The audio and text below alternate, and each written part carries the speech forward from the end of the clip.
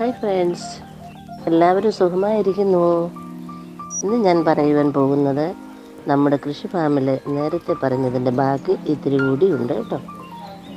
ഈ വഴുതനയും വശം പഠിച്ച ഈ ഉണ്ടമുളകും തീരെ അങ്ങോട്ട് നന്നായി വരാതെ മടിച്ച് അങ്ങ് നിൽക്കുക. എന്താ ഇത്ര പിണക്കം വരാൻ കാരണമെന്നോർത്ത് ഞാൻ ഇച്ചിരി മീൻ കഴുകിയ വെള്ളവും ചായച്ചണ്ടിയും ഒക്കെ ഇതിൻ്റെ മൂട്ടിൽ നിന്ന് സ്വല്പം മാറ്റി ഒഴിച്ചു കൊടുത്തു.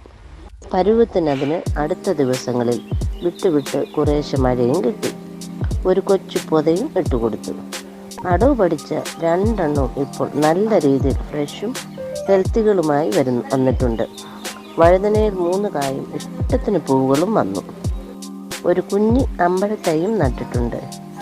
ഈ കാണുന്നത് പൊന്നാരി വീരൻ ചീരയാണ്.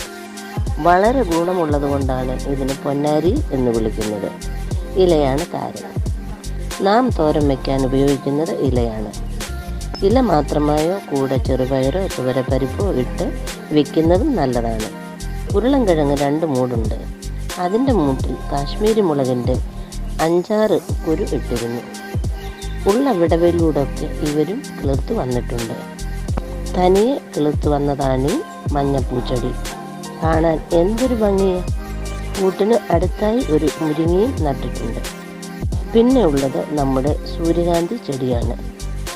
അത് നമുക്ക് ഒരു കൂട്ടുകാരി തന്നതാണ്. നല്ല കുട്ടപ്പിയായി വളർന്ന് കുറേ പൂമുട്ടുമായി വരുന്നുണ്ട്. എല്ലാം പൂവായി വരുമ്പോൾ അടുത്ത വീഡിയോയിൽ നമുക്ക് കാണാം. Tata, bye bye.